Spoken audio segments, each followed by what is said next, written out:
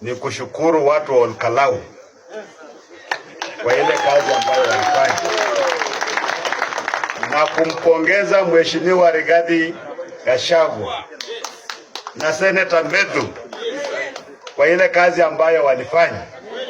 Wakadhibitishia Kenya kwamba unaweza kuwa na polisi, ukuwe na jeshi, ukuwe na pesa, lakini sauti ya mwananchi kama imeamua. Ile kivumbi ambayo UDA wameonyeshwa kule Olkalau ni dalili ya kwamba 2027 itaumana. Wamepata less than 13%. Hata ile kura ambaye Mheshimiwa Raila Odinga alikuwa anapata kule Mlimani it was 25%. Hawa wamepata nusu ya hiyo. Saya itile ta hata mwezi ndio bantu befu hiyo ni mfano natakana kufuata. Na nimekuwa nikiambia watu kwamba msidanganyike ya kwamba hatuwezi kushinda president kwa sababu ako kwa kiti. Amepeleka timu yake kule, yote wabunge nani wote wamekuwa pale, hata magavana wamekuwa pale, na sisi na mawaziri.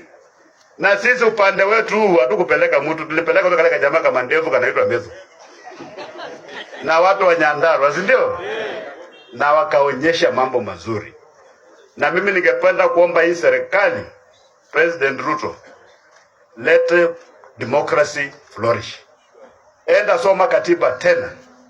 Mambo ya uchaguzi sio vita, is not unhealthy competition. Ni jukumu la wananchi kuchagua viongozi ambao wanataka. Uweze kuja na fujo na bribery na kuweka mazingira mabaya eti impose candidates kwa watu.